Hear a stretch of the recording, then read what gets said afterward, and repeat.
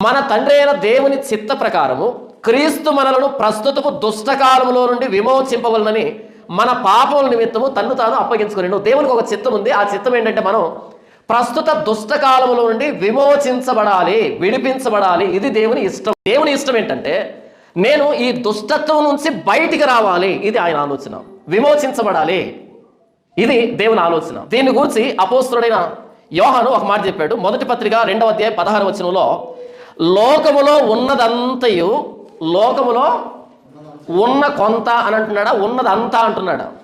లోకములో ఉన్న అంతా కూడా ఏంటి అంటే, అనగా శరీరాశయు, నేత్రాశయు, జీవపటంబమును తండ్రి వల్ల పుట్టినవి కావు, అవి లోక సంబంధమైనవే.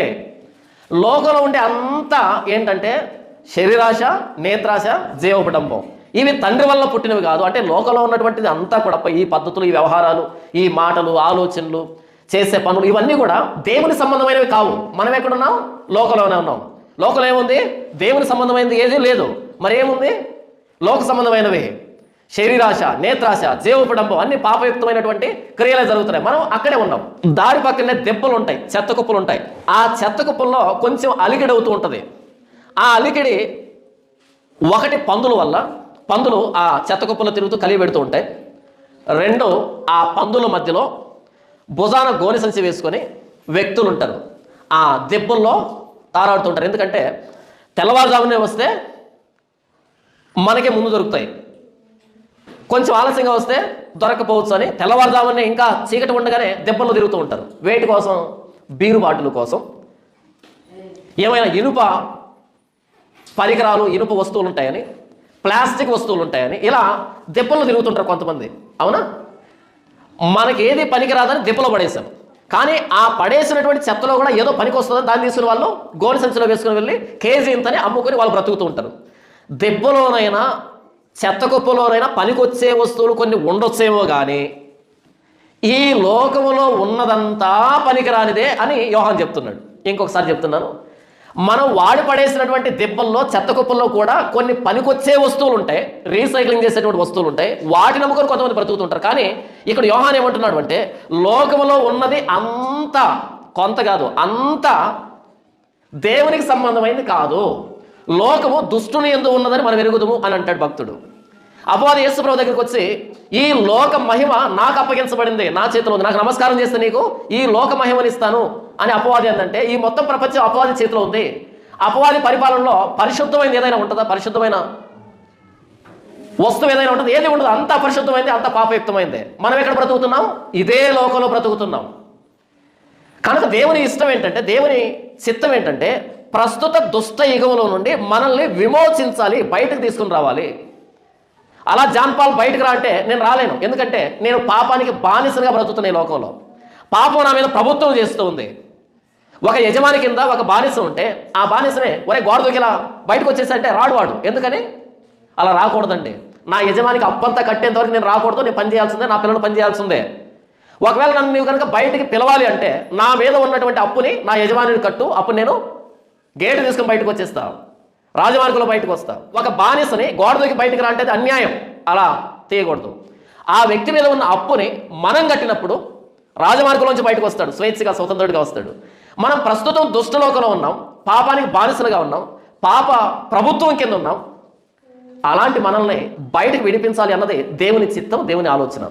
అది ఎలా జరుగుతుంది అంటే మన తండ్రి అయిన దేవుని చిత్త ప్రకారము క్రీస్తు మనలను ప్రస్తుతము దుష్టకాలం నుండి విమోచింపవలనని మన పాపముల నిమిత్తము తన్ను తాను అప్పగించుకునేను. మనల్ని విమోచించడానికి యేసుప్రభువు తనను తాను అప్పగించుకున్నాడు.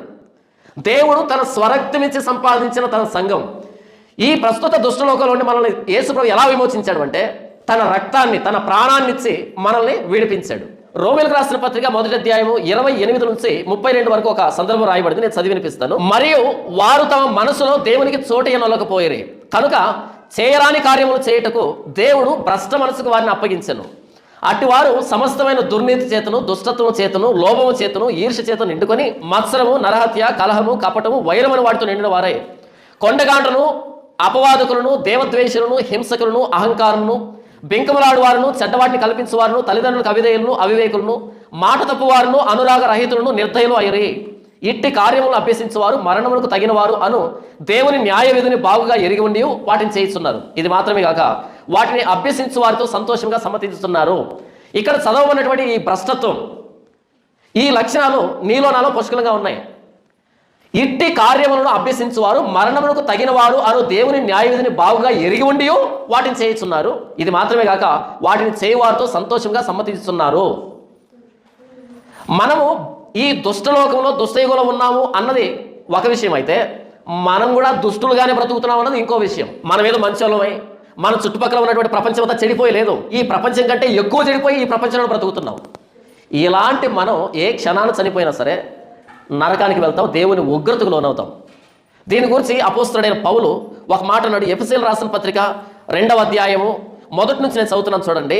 మీ అపరాధముల చేతను పాపముల చేతను మీరు చచ్చిన వారై ఉండగా, ఎప్పుడైతే మనం అపరాధాలు చేస్తున్నామో పాపాలు చేస్తున్నామో మనం బ్రతికి ఉన్నా సరే చనిపోయినట్టు అని బైబిల్ చెప్తూ ఉంది. చాలా మంది ఏమనుకుంటున్నాం అంటే మేము బ్రతికున్నామని. సారీ, మనం పాపం చేసినప్పుడు అపరాధాలు చేసినప్పుడు మనం చచ్చిన వారమే దేవుని దృష్టిలో.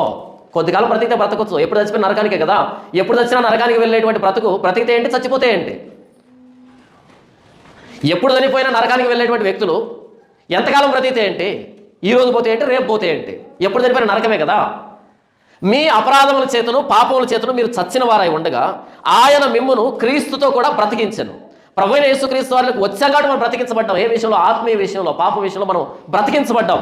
మన పాప ధోరణి విడిచిపెట్టి ప్రభువైన యేసుక్రీస్తు వారిలో పాపాన్ని క్షమించమనేటువంటి విధానంలోకి వచ్చాం. అలా దేవుని దృష్టిలో బ్రతికాం మనం అని చెప్తూ 2వ వచనంలో మీరు వాటిని చేయొచ్చు, అంటే పాపాలు చేయొచ్చు, అపరాధాలు పాపాలు చేయొచ్చు, వాయుమండల సంబంధమైన అధిపతిని అనగా అవిధేయులైన వారిని ఇప్పుడు ప్రేరేపించే శక్తికి అధిపతిని అనుసరించి ఈ ప్రపంచ ధర్మము చొప్పున మునుపు నడుచుకుంటారే. ఇక్కడ ఒక భయంకరమైన మాట రాయబడింది చూడండి. మీరు వాటిని చేయొచ్చు, అంటే అపరాధాలు పాపాలు చేయొచ్చు, వాయుమండల సంబంధమైన అధిపతిని అనగా అవిధేయులైన వారిని ఇప్పుడు ప్రేరేపించు శక్తికి అధిపతిని అనుసరించి పూర్వము ఈ ప్రపంచ ధర్మం చొప్పున మునుపు నడుచుకుంటారే. అంటే మనం అవిధేయతగా అతిక్రమాలు చేస్తూ పాపాలు చేస్తున్నామంటే మనల్ని పాపం చేసేటట్టుగా ఎవరు ప్రేరేపిస్తున్నారంట? వాయుమండల సంబంధమైన అధిపతి. మన వెనకాల అపవాది ఉండి ఈ ప్రపంచ ధర్మము చొప్పున మనం నడిచేటట్టుగా మనల్ని ప్రేరేపిస్తుందంట. పాపం చేసే వాళ్ళ వెనకాల ఎవరున్నారు? అపవాది, వాయుమండల సంబంధమైన అధిపతి అనగా అవిధేయులైన వారిని ఇప్పుడు ప్రేరేపించు శక్తికి అధిపతిని అనుసరించి ఈ ప్రపంచ ధర్మం చొప్పున మునుపు నడుచుకుంటారు. మీరు పాపం మనకై మనం చేయటం లేదంట. అపవాది మన చెవిలో ఆ పాపాన్ని వర్ణించి, చూడు ఎంత బాగుందో చూడు అని వర్ణించి వివరించి మనల్ని ప్రేరేపిస్తూ ఉంటే మనం పాపం చేస్తున్నాం. ఎంత భయంకరం కదా. ఏదైనా ఇదే జరిగింది. దేవుడు ఆ చెట్టు ఫలాన్ని తినొద్దు అన్నాడు, వీళ్ళు తినలే. అయితే ఒకానొక రోజు అపవాది వచ్చింది, ఆ దేవుడు దేనైతే వద్దన్నాడో అదే చెట్టుని ఆ ఫలాన్ని చూపించి కాసేపు ప్రసంగం చేసింది, కొంచెం వివరించింది. అప్పుడు వాళ్ళు వెళ్ళి దాన్ని తెంపారు, తిన్నారు, మరణాన్ని కొని తెచ్చుకున్నారు. అపవాది మనల్ని దగ్గరుండి పాపం చేయిస్తుంది. ఏం కాదు, నేను చెప్పినట్టు చెయ్యి, ఇలా చేస్తే నువ్వు పాపం చేస్తావు, తప్పించుకుంటావు. నేను చెప్తాగా సీక్రెట్. ఎప్పుడైతే అది మనల్ని ప్రేరేపిస్తుందో మనం పాపం చేస్తాం.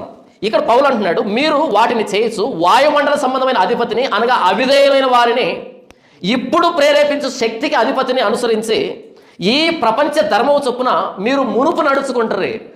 ఎంత ప్రమాదమో. మనం ఏమనుకుంటున్నాం అంటే నేను పాపం చేస్తున్నాను కాదు, అది పాపం చేయిస్తూ ఉంది, పాపాన్ని వర్ణిస్తుంది చాలా మంచిగా. ఏదైతే జరిగింది అదే.